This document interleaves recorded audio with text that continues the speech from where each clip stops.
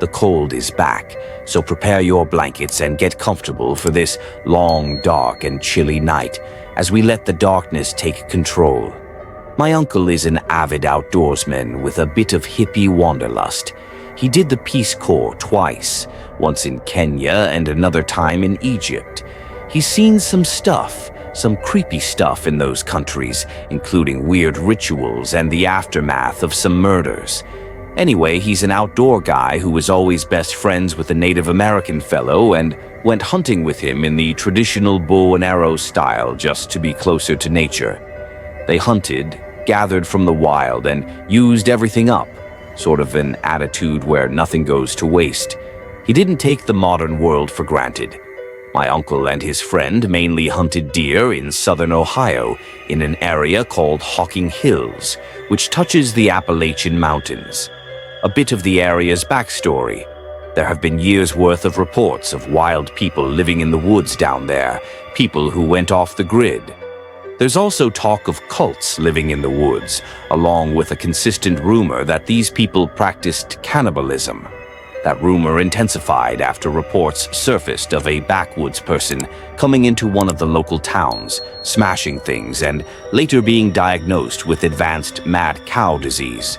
For humans, this disease is a misfolded protein that multiplies in the brain, eating away at neurons and making the brain look like Swiss cheese. The thing about getting prion disease is that it can happen when you eat the protein of your own species, like cows eating ground-up cows in their feed, or humans engaging in cannibalism, especially brain matter. This kind of thing has fueled stories about woods cannibals. So, one night, my uncle and his buddy took advantage of a brilliant full moon and clear skies to go out and hunt deer in Hocking Hills. They hiked deep into the woods and set up their perch high in the trees, near a pine grove clearing, so they'd have good visuals of the ground below. Inevitably, nature called. My uncle had to leave the perch and hike out a bit to do his business, so as not to give animals a whiff of human scent. The moon was still out, so he felt confident about where he was going and where he came from. Then a random cloud covered the moon. It became totally dark, and he realized he'd made the mistake of not bringing a headlamp. He decided to wait until the cloud passed or until his eyes adjusted. That's when he heard the screaming. Not just any screaming, but laughing screaming. Very human sounding, and the closest thing he could compare it to was the circling hyenas he had heard on the savannah in Kenya. Except this was worse. Blood-curdling. The kind that makes your veins freeze. And this was Ohio. He bolted, running like a madman back to where he thought he came from, ducking under bushes and hiding behind rocks as the laughter-screaming sounds seemed to get closer. Now, my uncle had seen some pretty messed up things overseas, but here he was, tumbling and fumbling, trying to get away. Finally, the moon came out again. He found himself near the pine grove, close to where his friend was. It became quiet. Then, more screaming. My uncle panicked, thinking, cannibals. He found the tree with their perch and climbed it with bare fingers, like his life depended on it. He fractured several of his nails. When he got to the top, his friend was still there, in the perch. My uncle freaked out, telling his friend that the cannibals had arrived and they were screwed. His friend just laughed. He told my uncle that the sound he'd been hearing, the laughing, screaming, was the sound of deer in heat, mating. It was a super rare sound to hear, and they were lucky to experience it. At that point, my uncle wanted to punch his friend, but ended up laughing about it instead. They both agreed it was a great spot to hunt, and they'd likely get a buck that night with all the deer activity, although they also joked about how much it would suck for the buck. Suddenly, a group of deer trotted into the clearing. My uncle and his friend got ready to shoot, but then the deer stopped, turned their heads in the same direction, and bolted like a stampede. My uncle and his friend were confused. Then into the clearing came 3 or 4 people. They were carrying something with the shape and weight of a person. This was in the middle of the woods. These people walked right into the moonlight, and it was like they were carrying a body. They looked like haggard woods people with dark purple stuff on their upper bodies. My uncle went to ask his friend if he was seeing what he thought he was seeing, but before he could speak, his friend covered his mouth and silenced him. The people walked away without noticing the perch. His friend got real serious then and began counting his arrows. About 30 minutes later, he told my uncle that they shouldn't sleep that night and to remain quiet. He started mumbling a soft native chant. They stayed awake until dawn. In the morning, they made their way down from the perch, leaving most of their gear behind in their haste to get out of there. They rushed back to their truck, parked along the road, and headed straight to the nearest ranger station to report what had happened. Both were given a breathalyzer because, of course, the story sounded like something born out of one too many beers, but they were stone cold sober. The rangers went back with them to check out the clearing. While my uncle and his friend were packing up their gear, the rangers found a few blood spots, a trail of blood. After checking, they determined it was human blood, not from a deer.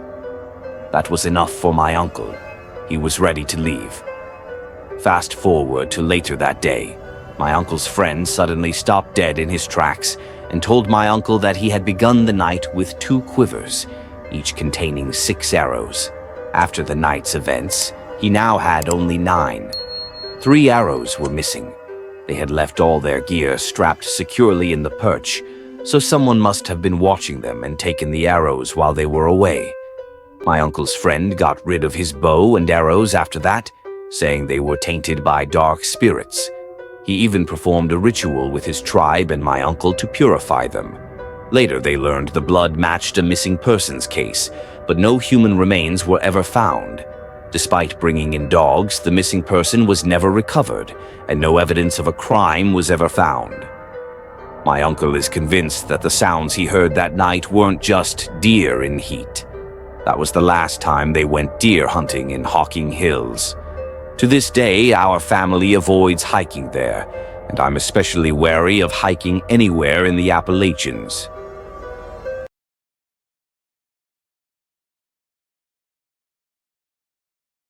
This is by far the creepiest thing that has happened to me to date. I usually feel fairly safe in my town, but this one incident has certainly awakened me to the fact that no place is perfectly safe. It was this past New Year's Eve when my friend called me and asked if I wanted to go to the New Year's Eve festival at the beach with her and her boyfriend.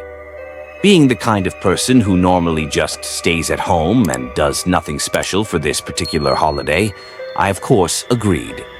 New Year's Eve in my town holds a festival at the beach in celebration. Rides and games are set up, bands play live, and clubs hold late-night fancy dress parties. At midnight, a series of firework displays are put on for the public. Normally, thousands of people turn up, so the beach can get quite loud and crowded, but it's still a pleasant atmosphere all around. Before hanging up, my friend Jess asked if I could pick up her and her boyfriend Tyler on my way to the beach. She also let me know that one of our other closest friends would be coming along, and we would head straight to her unit so that we could all walk down to the festival together. I told Jess it wouldn't be a problem and then got ready. After about 2 hours, I was ready. I didn't yet have my license, so I asked my dad if he could pick up my friends and drop us all off. He agreed, and it only took about 3 minutes to drive to my friend's place, and then a further 10 minutes to drive to my other friend's unit. My other friend, Haley, lived in a small 2-bedroom unit with her mother. It was right next to the beach and only took about 5 minutes to walk down to where the festival took place. When we arrived, Haley was already outside waiting for us, standing on the balcony and enjoying the sunset. We all filed out of the car, thanked my dad for dropping us off, and headed upstairs to greet Haley. We all hugged and began catching up, as we hadn't seen each other for a couple of months. We headed inside for about 10 minutes to grab a drink and catch up a bit more. Haley's mother came out and spoke to us for a bit as well. At this point, the sun had almost completely disappeared, so we decided this was the perfect time to head down to the festival. The walk down to the beach was pleasant. It was a warm summer night with a cool breeze to ward off the heat, and the whole area smelled of cotton candy, buttered corn, and warm donuts. We spent the first few hours going on rides together, then bought some food and sat down on the sand to eat it. So far, the night was amazing. Usually, whenever I went out with my friends, there was always a parent with us. But not this time. It felt great. It felt like freedom. After eating, we went up to the stage where the live bands were playing and danced for about an hour. Plenty of classics were played like YMCA, Time Warp, and various hits from Greece. All in all, it was a really fun time. After an hour of dancing, we decided to head back to Haley's unit for some water, as we had all spent our money at that point. It was well and truly dark by now, around 11 o'clock, and the heat of the day had subsided to a pleasant warmth. We walked along the path, merrily saying Happy New Year to every passing group or camp. A few partygoers on the fourth floor of an apartment complex drunkenly shouted, "I hope you have an epic New Year," at us. We laughed and wished them the same. As we walked further from the crowd and noise, the lights grew fewer and fewer. There aren't many streetlights near my friend's unit, and we were soon engulfed in a soothing darkness with only the moon to light our way. It was at this point that I began to feel uneasy. It was too quiet for my taste. You know that feeling when you think you're being watched? That exact feeling washed over me, and I subconsciously moved to walk between Haley and Tyler instead of on the outside of the group. I shrugged off the feeling, attributing it to the fact that my ears were just used to the loud noise of the festival. They were ringing a bit after all. We ran into another group of people that we knew from school along the way, and the feeling was completely forgotten. I had missed these people after graduation and immediately struck up a friendly, light-hearted conversation. We parted ways and headed to Haley's unit. Once there, Haley's mother and her boyfriend greeted us, and we all got some water before relaxing together on the couch. We were all worn out at this point, and the fireworks weren't scheduled for another hour. We decided to chill at the unit and head down to the beach around 11:45. We joked around, had snacks, and Haley asked if she could sleep over at my place. I called my folks to make sure it was okay, and they gave me the go-ahead. My parents loved having Haley over since she's well-mannered and likes to help out. At 11:45, we all left the unit and began heading back to the beach. Only a minute down the road, Haley mentioned she'd forgotten her pain medication for her bad knee, which she needed to take before bed. Jess seemed a little annoyed, but reluctantly agreed we should go back so we wouldn't have to make another trip later. As we walked back, I noticed Haley seemed distant, more focused on something else. Being the quiet and observant one, I noticed her silence quickly since she's usually quite chatty. I asked if she was all right, and she assured me she was fine. I left it at that, thinking she might just be annoyed about having to return for her pills. After retrieving Haley's medication, we headed back out. This time, Jess suggested we walk on the other side of the road, where it was better lit. We all agreed. About halfway across the road, Jess muttered to me, "Don't look behind."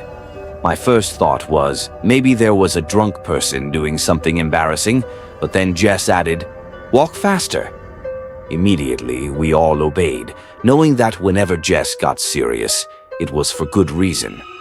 Word spread among the group not to look back, and despite the nagging human instinct to do so, I trusted her. Once we were across the road, I asked Jess what was wrong. She replied, "There are 3 guys in black hoodies following us. I recognized them from earlier." A chill ran down my spine. Jess explained she had seen the same men when we came back to the unit earlier for water. Realizing that the feeling of being watched earlier had probably come from those men, I couldn't resist glancing out of my peripheral vision. My heart raced when I saw the 3 men indeed following us. Their hoods were pulled up and they were wearing bandanas over their faces. This wouldn't be so unusual, except that it was a hot night and there was no need for jackets. They also kept looking over at us in an intimidating way. Jess urged us to walk even faster, and we all quickened our pace. Despite being tall and strong, none of us wanted to tangle with three unknown men in black hoodies. I glanced again and noticed the men had also increased their pace. My unease grew as I realized they were definitely following us. The path eventually gave way to bushes, and rather than go closer to the men, we decided to take a shortcut through the brushland. Halfway through, we heard the unmistakable sound of heavy footsteps behind us. We broke into a sprint, not daring to look back. We didn't need to. We knew they were chasing us. We raced across the park and slowed to a jog when we reached the crowd. I looked back and saw the three men lurking in the parking lot. Moonlight glinted off a metallic object in one of their hands, and I felt sick. We hurried down to the beach, blending into the crowd for the fireworks. Although the display was beautiful, none of us could fully enjoy it. We stuck around people until it was time to leave. When my dad came to pick us up, we spotted the three men across the road, half hidden behind a tree. One of them discreetly showed his knife and made a slow, mock slicing motion across his throat. Terrified, we moved to a different spot until my dad arrived. None of us spoke a word of what had happened on the way home, but the experience still gives me the creeps. Whoever those men were, their intentions could not have been good.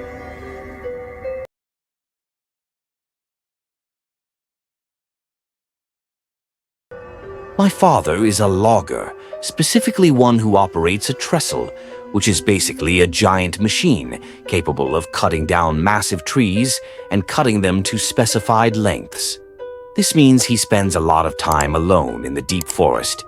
The way my dad's logging crew was set up is that he would be told where he was supposed to cut down trees, and he would go do that and be paid based on the number of trees he cut, not on how long it took him.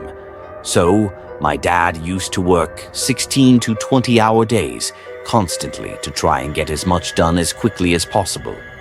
The rest of the crew would come and clean up the trees and ship them to the mill. He used to work around 50% of the time alone, and the rest with another tree saw operator named Renee. They would use radios to communicate when they were working together. One day, my dad and Renee were put on a new job site, and about 10 days in, everything was going as planned. However, they constantly heard weird chitter-chatter over the radio, but the quality was so poor that no words could be heard. No matter which radio channel they changed to, the strange noises followed them. As they progressed through the job and moved further up the mountain, the words from the radio slowly became more audible. Both of them agreed that something seemed wrong. They also started finding weird containers scattered all over the place, along with signs that people had been there. However, people should not have been there, as it was a 2.5-hour drive up a mountain, and they had to spend 3 weeks clearing out the road so their trucks and equipment could make it up. They realized that they were in a very secluded area with people who shouldn't be there, and the worst part was that they weren't scheduled to leave for another week. They would only leave to refuel the truck with gasoline, buy supplies, and sleep in campers. One day, Renee came across a tent and called my dad over. They investigated the tent and found one lone sleeping bag and a duffel bag. Inside the duffel bag, they found many pairs of children's underwear and what appeared to be a rape kit. Rope, duct tape, sketched images of children being molested, and photographs of children who seemed unaware they were being photographed.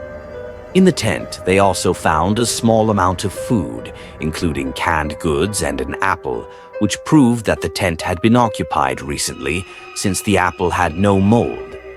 Now they were alone on a mountain, and the best-case scenario was that they were dealing with a really messed-up individual.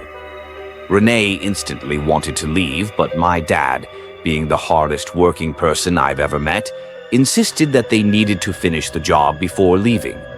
They decided not to talk over the radios unless it was an emergency and listened to see if they could hear anyone talking over it. At this point, my father and Renee were close enough to whoever had been talking over the radio to hear conversations between two men about collecting water and wood for a fire. Nothing abnormal, except for the fact that these men didn't belong there, and the tent undoubtedly belonged to them. At the end of the workday, my dad heard the men on the radio talking about collecting brush for a fire. My dad then hopped on the radio and attempted to communicate with them, asking, "Who are you and what are you doing here?" After that, the conversations between the men abruptly stopped, and they never returned that night. Renee woke my dad up and whispered for him to get his gun, saying that someone was outside. My dad has told me that the first thing he heard when he woke up was the quiet shuffling of footsteps. He frantically searched for his gun, but realized that it wasn't loaded, and he had no idea where the rounds were. Renee had nothing, and calling the police was absurd for multiple reasons. They heard a jiggle on the doorknob, and it opened. The camper was high enough off the ground that someone would have to jump in, and there was no lateral footstool. The door stayed open, and neither my dad nor Renee moved. They heard scratching outside the door, and after 4 minutes of this, my dad couldn't take it any longer. He nodded to Renee, who quietly got up and walked toward the camper door. The second he reached it, he was met with intense pain across his right eye and left cheek. He had been cut. He was forced out of the camper and hit the ground hard. A man with a knife got on top of him, and my dad assumed he was being kicked in the head by another man behind him. Renee leaped off the trailer and managed to get the man off my dad. My dad then realized that the second man, who didn't have a knife, was running away, and the man with the knife was scrambling to follow him. My dad and Renee got into their truck and drove to the nearest hospital to treat my dad's cuts. They later reported the events to the police. Both of them quit their jobs 2 weeks later. As the rest of the logging crew finished up the job, one of the workers was found gagged, raped, murdered, and thrown into a ditch. No one has been convicted of these crimes to this day. My father now has poor vision in his right eye, and his pupil is disfigured, resembling a cat's eye rather than a human's. He suffers from PTSD and hasn't had a good night's sleep since that incident.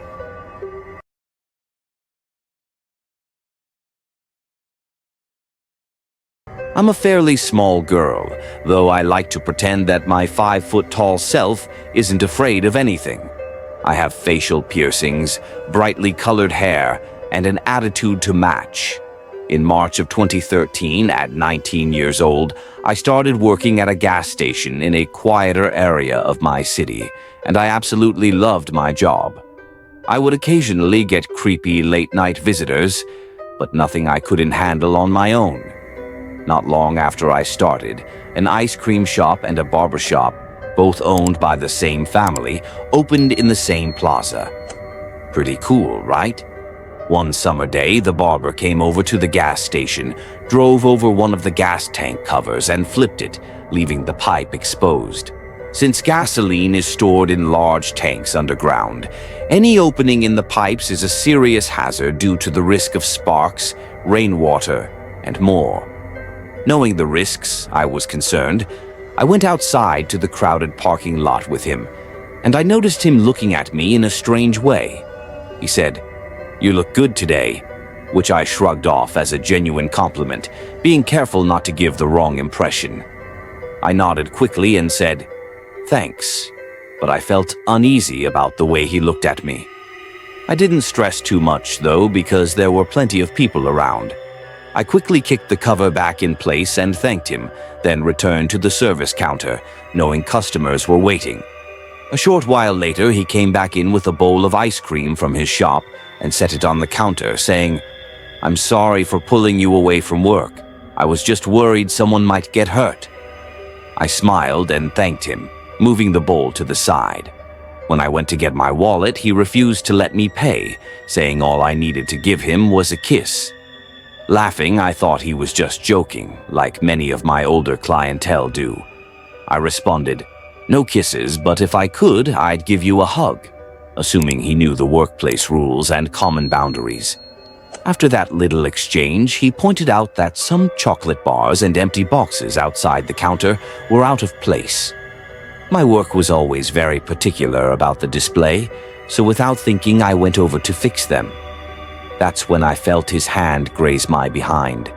Startled, I quickly stood up, stomped my foot, and said, "I think it's time for you to get out of my workplace and go back to yours."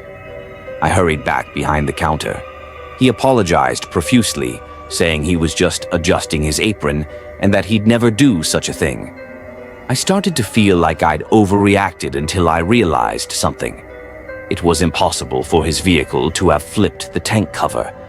Those covers are made to be driven over, like sewage drain covers. It clicked that he must have kicked the cover loose on purpose just to get my attention. I repeated my request for him to leave, but as he grabbed my arm, he said in a menacing tone that he'd have an affair with me, smiling as he walked out the door. I threw the ice cream away immediately, untouched, and tried to calm myself. The next couple of days passed without incident, but on the third night he began driving by after I'd locked up for the night. As I was counting the cash, he would blow kisses or gesture, offering me a ride home. I pretended not to see him, but I started calling people on my phone every time I had the closing shift. Things escalated when I thought I saw his vehicle parked out, back by the garbage bins, lights off, with someone sitting in the driver's seat. I called the police, explained the situation, and told them I was afraid for my safety. The police came quickly and found out it was just some kids smoking dope in a vehicle that happened to be the same make and model as his. Even though it wasn't him, I felt better knowing that I had reported it. After filing the police report, he stopped bothering me for a couple of weeks. Thinking it was over, my boyfriend and I went to the ice cream shop for a date. We made sure he wasn't there that day. But the next night, just before closing, he stormed into the gas station, practically threw a bowl of ice cream at me, spat out, "Have a great night," and angrily rushed out. I was confused and scared, wondering if he knew about our visit to the shop. The following day, he walked by the pumps, looking around at each camera before staring back at me with a smile and a wave. I saw on the security cameras that he was checking the ones around the building too. Feeling uneasy, I called my dad and he picked me up that night. After that, I had had enough. I went to his barbershop with an RCMP officer I knew and told him he was no longer welcome at the gas station. I warned that if he came back when I was working, I would notify the police. At first, he acted confused and hurt, but then he yelled at me, threatening that he would find me and hurt me because I deserved it. I was terrified because, aside from one small joke, I had made it clear that he wasn't welcome near me. I quit my job shortly after that and haven't been back, except when I need gas in a rush. A few weeks before I quit, while the creep was hanging around, another man walked in, noticing how uncomfortable I was. He waited for the creep to leave before asking if I was okay. I smiled and said, "Yeah, of course. What can I get for you?" He responded, "You can start by telling me the truth." He slid a business card across the counter, and I saw it was a police information card. He told me to call him at his extension later that night when I finished work, and I did. He came by the next day to take another statement and gave me advice on pressing charges or getting a restraining order. He also provided me with case numbers and other information about the creep. Although I appreciated his help, I was taken aback when he made a lewd comment about a slightly sexy Halloween photo I had as my laptop background. Despite feeling uncomfortable, I shrugged it off and continued talking. Over the next few months, he occasionally sent me texts asking how I was doing and if everything was okay. It made me feel safer knowing I could count on him if needed. But things got strange when he sent a message asking for a photo of me because he couldn't remember what I looked like. Feeling uncomfortable, I never replied and deleted the conversation. Later, just before New Year's, he sent another inappropriate message asking what I was doing for New Year's Eve and if I'd gotten lucky. Furious and scared, I blocked his number. He knew where I lived, worked, and went to school. After a particularly upsetting night, I tried calling Apple to retrieve the deleted texts for evidence, but they refused due to privacy policies. A few months later, I saw him again while walking with a friend. He asked why I never texted him anymore, and I gave a vague excuse before hurrying away. My friend immediately noticed something was wrong and promised me I wouldn't have to walk that street alone anymore. It's unsurprising that after all of this, I have serious trust issues with new people.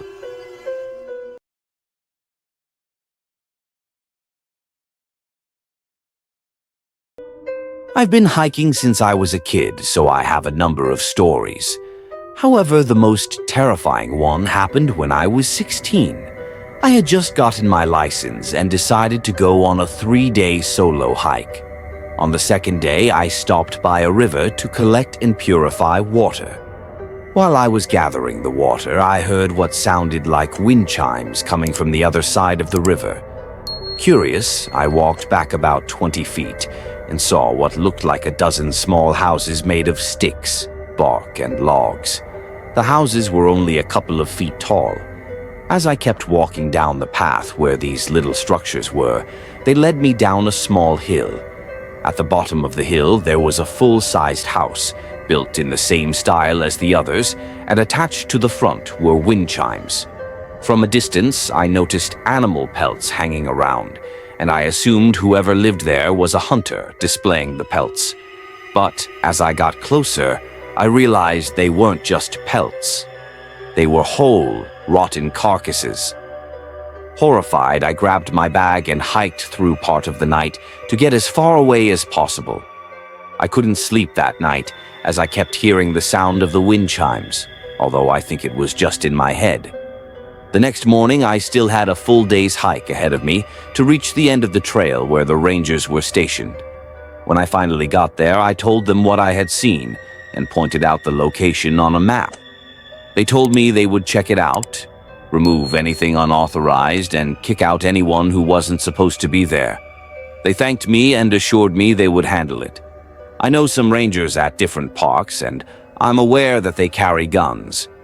I assumed they went there armed and dealt with whoever was building in that area. I've never gone back to find out what they discovered, and frankly, I don't want to risk it.